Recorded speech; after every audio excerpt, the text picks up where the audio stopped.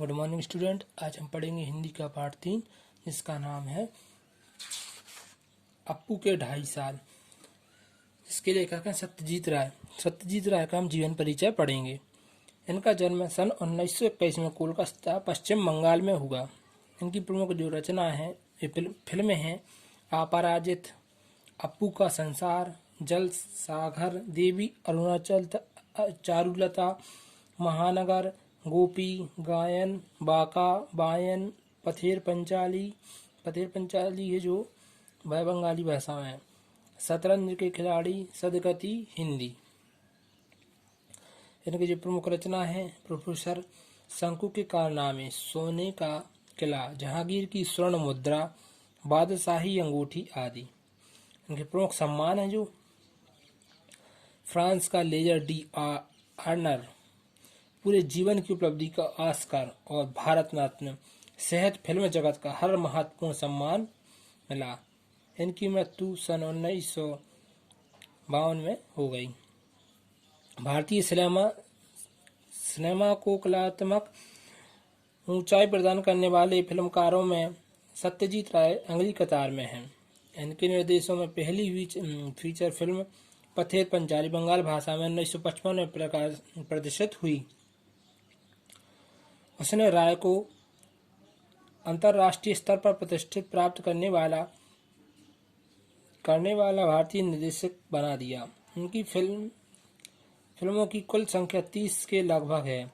इन फिल्मों के जरिए उन्होंने फिल्म विधा को समृद्ध ही नहीं किया बल्कि इस माध्यम के बारे में निर्देशकों और आलोचकों के बीच एक समझ विकसित करने में भी अपना योगदान दिया। ध्यान देने की बात है कि इनकी ज़्यादातर फिल्में हिंदी साहित्य कृतियों पर आधारित है।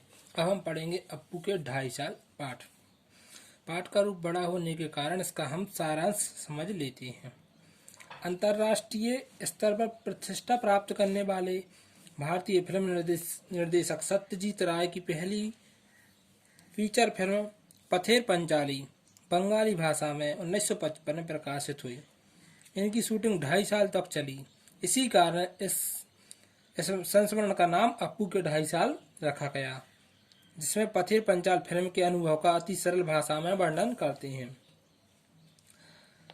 संस्मरण में बताया गया है कि साधनहीनता के बीच भी अपनी कृतियों को साकार रूप दिया जा सकता है। बांग्ला में, हिंदी में अनुवाद ब्लास गीत ने किए हैं। पथेर पंचाली फिल्म की शूटिंग के साहित्य सत्यजीत राय एक विज्ञापन कंपनी में काम करती थी।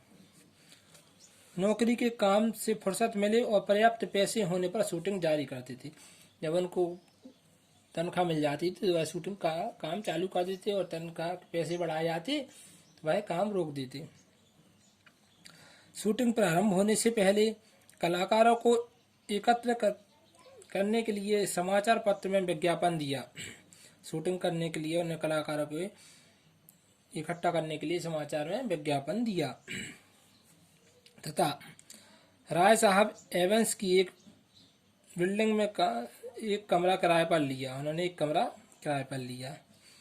वहाँ बच्चे साक्षात्कार के लिए आते थे। अप्पू की भूमिका निभाने के लिए 6 साल के लड़के की आवश्यकता थी, पर लड़का मिल नहीं रहा था। एक दिन महोदय अपनी 6 वर्ष की पुत्री के बाल कटवा कर लाए। तब एक दिन उनकी पत्नी ने पड़ोस की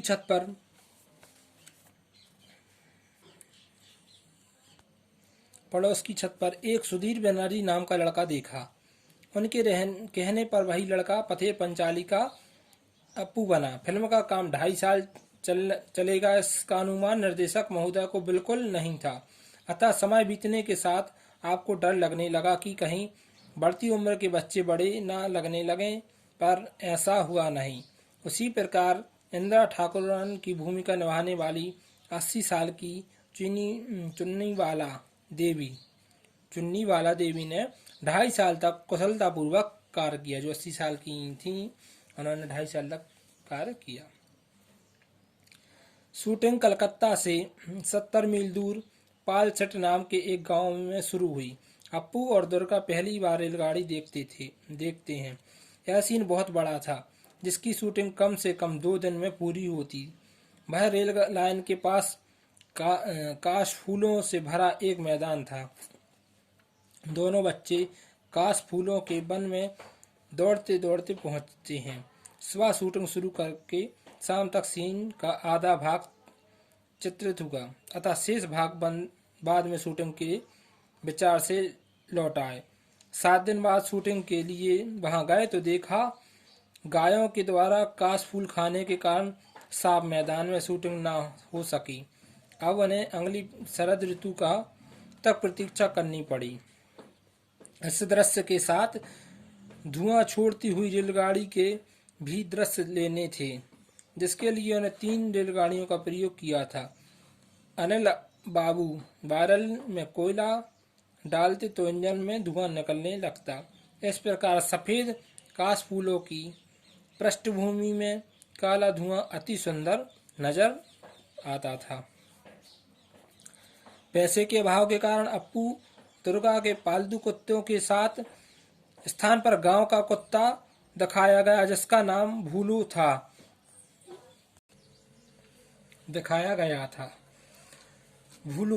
6 महीने बाद बोडाल गांव पहुंचे तो पहला कुत्ता मर गया, अतः उसी प्रकार का दूसरा कुत्ता ढूंढा गया।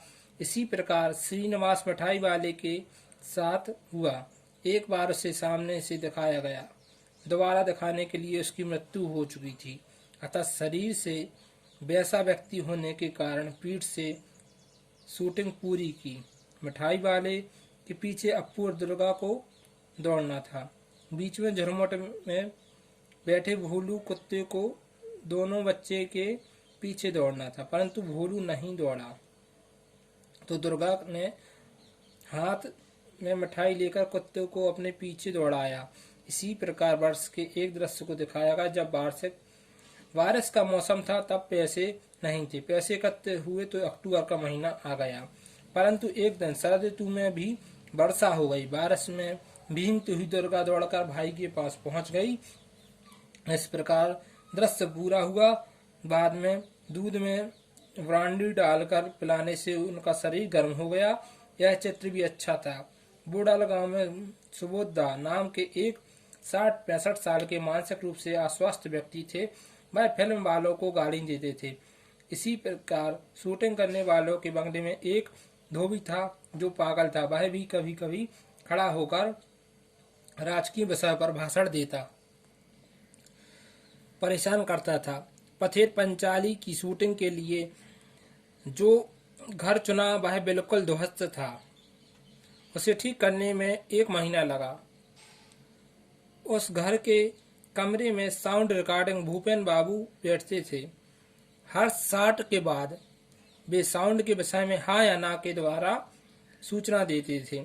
एक दिन शॉट समाप्त होने पर साउंड के विषय में पूछा तो उन्होंने जवाब नहीं दिया।